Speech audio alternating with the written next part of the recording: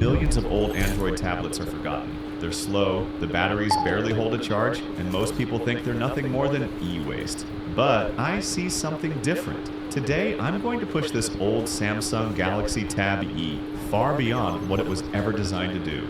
If everything goes according to plan, this outdated tablet could become a fully functional gaming laptop. The only problem? With hardware this old, there's no guarantee it'll even work. Let's find out. Let's start with the tablet itself. From the outside, this poor thing has definitely seen better days. There are two pretty large cracks across the display, and honestly, only God knows what this tablet has been through over the last decade. As for the battery, well, I'm not really sure how to put this politely. The battery percentage drops incredibly fast, even when the tablet is just sitting there doing almost nothing. But despite all that, I did discover something pretty interesting.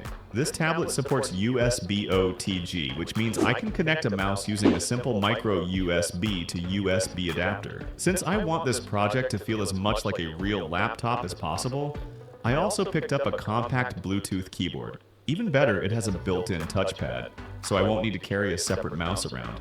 Let's pair it and see how well it works.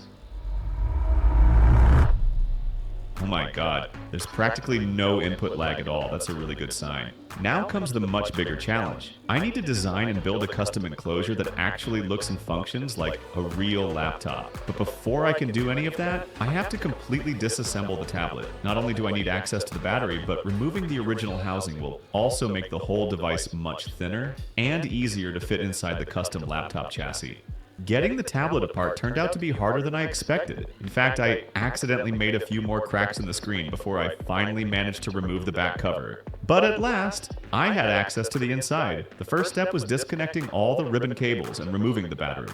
Now, this is where things get a little tricky. On tablets like this, you usually can't just remove the battery and power the device directly from a charger. In most cases, it either won't boot at all or will refuse to stay on. That's because the tablet expects to communicate with the battery protection circuit before it'll even power up. So where is that circuit? It's actually inside the original battery pack, hidden underneath a layer of protective tape.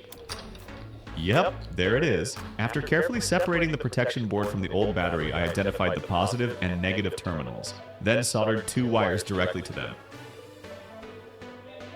To make the connection more reliable and avoid any accidental shorts, I covered everything with heat shrink tubing. Now came the moment of truth. Would this actually work? 3, 2, 1, power on. Perfect. The tablet booted up without a problem.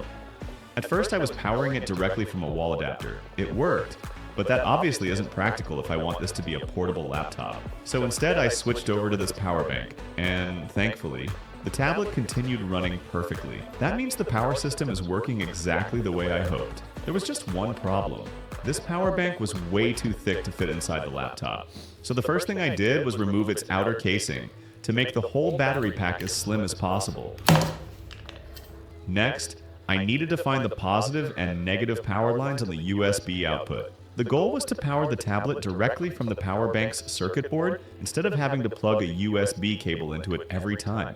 That way, I could mount the charging ports flush with the outside of the laptop and keep everything looking much cleaner.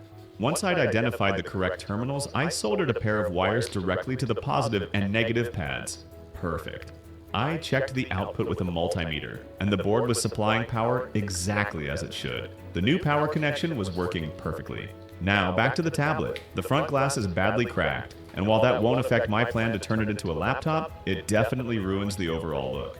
So, it's got to go. Removing the glass does come with one major downside. The touchscreen will no longer work, but honestly that's not a deal breaker. Since this project is going to use a keyboard and mouse anyway, I won't be relying on touch input. After carefully peeling away the shattered glass, I got lucky. The LCD underneath was still in perfect condition. With that out of the way, the most critical part of the project was finally finished. But now came the part I was least looking forward to, building the laptop's chassis. To make this project feel a little more unique, I decided to build the entire enclosure out of wood. Well, not solid wood. The material is actually pine plywood. I chose it because it's strong, flat, easy to cut, and much more affordable than most alternatives. Although, as I would soon find out, it has one pretty annoying drawback. The first piece I made was the display back panel. I left a little extra width on both sides so I'd have enough room later for all the tablet's ports and connectors. Once the back panel was finished, I marked the position of the front camera. everyone's wondering how much AI was involved, it helps to have a way to show the work and drilled a small opening so it would still be usable after everything was assembled. Next, I started building the display frame. I'd already measured and cut all of the wooden strips beforehand, so all I had to do was glue them together into an L-shaped frame. Before attaching that frame to the back panel, though, I had to connect every cable first, including the power cable and the micro USB data cable. To save as much space as possible, I removed the bulky plastic housings from the micro USB connectors, making them much slimmer and easier to fit inside the frame. With the wiring finished, I could finally glue the frame into place. Getting every piece perfectly aligned took a bit of patience, but eventually everything fit together exactly the way I wanted. While I was at it, I also cut a small slot into the top edge of the frame to give me access to the tablet's power button after assembly. Once all the glue had cured, I grabbed some sandpaper and rounded off the sharp edges. That small detail makes the whole laptop feel much smoother and more comfortable to hold. But that's when I discovered the downside of pine plywood. As soon as I sanded through the outer veneer, all the imperfections hiding underneath became visible. It wasn't a structural problem, but it definitely made the finish look a lot less clean than I had hoped. Finally, I built the last trim piece along the bottom of the display. I drilled a small hole through it, so the tablet's cables could be routed down into the laptop's base. After gluing everything securely into place, the display assembly was finally complete. But then I took a step back and looked at the case. And honestly, I just couldn't ignore all the imperfections in the wood. The surface looked much rougher than I wanted, and it really took away from the overall build. So I made the decision to peel off all the ugly veneer pieces and replace them with fresh ones. It took some extra time, but it was absolutely worth it. This is the final result. It looks so much cleaner and far more polished than before. Next, it was time to build the base of the laptop. Just like the display, I used pine plywood for the main panels. I cut the bottom panel to match the exact size of the display, but I left about 1 extra centimeter along the back edge to make room for the hinges. Then I made 2 identical panels, one for the top of the base and one for the bottom. After that, I rounded off all the corners to give it a cleaner, more finished look. With the panels ready, I started planning the internal layout. I needed to find the best positions for the power bank, the USB ports, and of course the keyboard on the top panel. Once I was happy with the layout, I could start building the sidewalls. After deciding on the overall height of the laptop, I cut each side panel to size. On the first side panel, I marked and cut openings for the power bank's ports, so I could still charge it and access its buttons from outside the laptop. I did the same thing for the external USB ports, making sure everything would line up neatly once the case was assembled. Finally, I glued all the side panels together to form the main frame. Before closing it up, I drilled a hole through the rear panel so I could route all of the display cables down into the base of the laptop, keeping the wiring as clean and hidden as possible. Next, I mounted the power bank in its designated spot using hot glue to hold it securely in place. With that done, it was time to install the keyboard. My goal was to have the keyboard sit flush with the top panel, giving the laptop a much cleaner, more integrated look. To make that happen, I traced the outline of the keyboard onto the wooden panel and carefully cut out the opening. I had to take my time here because this plywood is pretty brittle. One wrong cut and the whole piece could crack. Luckily, everything fit exactly as planned. The keyboard dropped perfectly into place, and once I was happy with the fit, I secured it with hot glue from the underside. To connect everything to the tablet, I cut off the micro USB connector from the USB hub and soldered it directly to the 4 wires I'd already prepared inside the tablet. This way, the USB connection is built right into the laptop without any bulky adapters or cables hanging out. Once that's done, I can use the external USB ports just like I would on a normal laptop for things like a mouse, a flash drive, or any other USB peripherals. Next, I turned my attention to the keyboard. Since the laptop already has its own power source, I removed the keyboard's internal battery and wired it directly to the power bank instead. At the same time, I connected the tablet's power cable, so now both the tablet and the keyboard are powered from the same battery.